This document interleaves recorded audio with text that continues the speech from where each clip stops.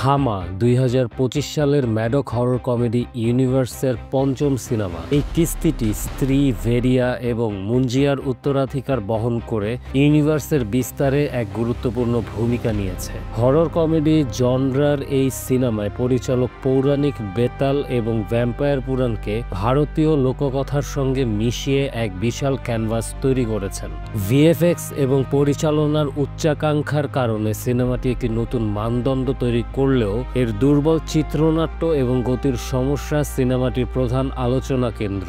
আজ এই সিনেমার পরিচালনা এবং প্রযুক্তিগত দিকগুলোর উপর বিশেষ জোর দিয়ে সিনেমার ভালো ও খারাপ দিকগুলি মূল্যায়ন করব এবং এমএইচসিইউ এর উপর এর সামগ্রিক প্রভাব বিশ্লেষণ করার চেষ্টা করব।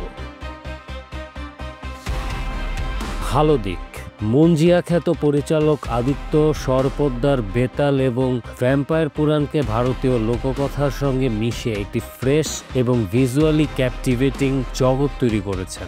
এমএইচসিইউ এর এই কিস্তিটি সবচেয়ে ব্যয়বহুল হওয়াতে পরিচালকের লক্ষ্য ছিল একটি হলিউড ফ্যান্টাসির মতো স্কেল তৈরি করা এবং তিনি সেক্ষেত্রে সফল। দ্বিতীয়ার্ধে পরিচালকের মুনশিয়ানা স্পষ্ট। প্রথম ভাগে কিছুটা ধীরগতি থাকলেও বিরতির পর যখন হরর অ্যাকশন অংশগুলো শুরু হয় তখন গতি ফিরে আসে। কমেডি ও হরর অ্যাকশনের মধ্যে একটি ভারসাম্য বজায় রাখার চেষ্টা প্রশংসনীয়, যদিও তা সবসময় নিখুঁত হয়নি।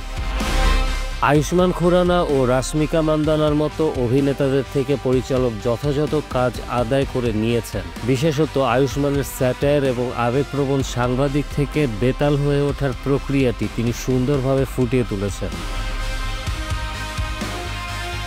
থামার ভিজুয়াল ইফেক্টস এই সিনেমার বড় শক্তি। সিনেমায় ব্যবহৃত বেতাল বনাম ভেরিয়া এর মতো বিশাল অ্যাকশন সিকোয়েন্স এবং রাতের দৃশ্যগুলিতে নিয়নের আলোর ব্যবহার সিনেমাটিকে একটি স্বতন্ত্র স্টাইলিশ লুক দিয়েছে। এটি হিন্দি হরর সিনেমায় বিরল এবং এর কোয়ালিটি প্রশংসার দাবিদার। সিনেমাটোগ্রাফি অত্যন্ত নজরকাড়া, বিশেষভাবে রাতের শটগুলি এবং ফ্যান্টাসি জগতের চিত্রায়ন খুবই স্টাইলিশ এবং আকর্ষণীয়। এটি গল্পকে একটি মহাকাব্যিক অনুভূতি দিতে সাহায্য করেছে। শচীন জিগারের মিউজিক সিনেমার মেজাজ তৈরি করতে সাহায্য করেছে। কিছু গান যেমন তুম মেরে না হুয়ে, পয়জন বেবি জনপ্রিয়তা পেলেও ব্যাকগ্রাউন্ড স্কোর হরর কমেডি বা হরর ফ্যান্টাসির আবহে এক্সাইটমেন্ট বাড়াতে কার্যকর ছিল। খারাপ দিক: থামার একটি প্রধান দুর্বলতা হলো স্ক্রিন প্লে এবং গতির দুর্বলতা। প্রথম ভাগটি রোমান্স প্রতিষ্ঠা করতে এবং গল্পের মূল কনফ্লিক্ট তুলে ধরতে অনেক বেশি সময় নেয়, যার ফলে এটি কিছুটা স্লথ এবং আনইভেন মনে হয়। প্রধান ভিলেন নওয়াজুদ্দিন সিদ্দিকী অভিনীত যক্ষ শাসনের চরিত্রায়ন আশানুরূপ ছিল না। তাকে শক্তিশালী শত্রু হিসেবে প্রতিষ্ঠা করা হলেও এমএইচসিইউ এর পূর্ববর্তী খলনায়কদের মতো ভয়ঙ্কর বা গভীরতা তার মধ্যে ছিল না, যেখানে পরিচালক একটি ভালো সুযোগ হাতছাড়া করেছেন মনে হয়। রাশ্মিকা মান্দানার তারকা চরিত্রটি যদিও ইমোশনালি স্ট্রং, কিন্তু তার পোশাক এবং সাজসজ্জা অনেক সমালোচকের কাছে অরণ্যবাসী একটি পৌরাণিক চরিত্রের জন্য অতিরিক্ত শহুরে ও জোরপূর্বক গ্ল্যামারাস মনে হয়েছে। এটি চরিত্রের মৌলিকতাকে কিছুটা ক্ষুণ্ণ করেছে। থামা ম্যাডক হরর কমেডি ইউনিভার্সের জন্য একটি গুরুত্বপূর্ণ পদক্ষেপ। এটি ইউনিভার্সটিকে ভ্যাম্পায়ার বা বেতালের মতো নতুন একটি পৌরাণিক উপাদানের সাথে পরিচয় করিয়ে দেয়। স্ত্রী ভেরিয়া এবং মুঞ্জিয়ার পরে থামা দিয়ে এমএইচসিইউ এর সীমানা আরও প্রসারিত হয়েছে।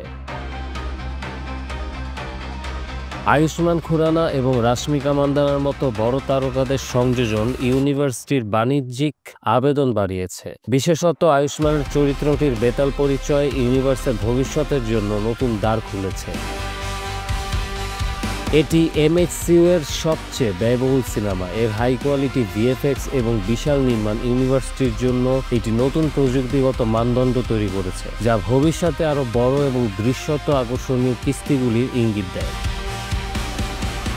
যদিও সিনেমাটি 100 কোটি রুপির ক্লাবে প্রবেশ করেছে এবং বক্স অফিসে ভালো ফল করেছে, তবে স্ত্রী 2 এর মতো ব্লকবাস্টার সাফল্যের কাছে পৌঁছাতে পারেনি। সিনেমার শেষে অন্যান্য চরিত্রের উপস্থিতি ইউনিভার্সের চলমান কনফ্লিক্ট এবং ভবিষ্যতের সিকুয়েলগুলির এক্সাইটমেন্ট বজায় রেখেছে।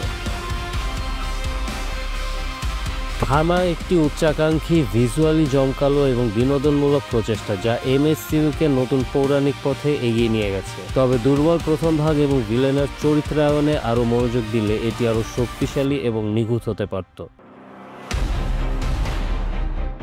রিভিউটি ভালো লাগলে আমার চ্যানেলটি সাবস্ক্রাইব করবেন আশা করছি। নতুন পুরাতন সিনেমার বিশ্লেষণধর্মী রিভিউ পেতে প্রো রিভিউকে সাপোর্ট করুন এবং সাথে থাকুন।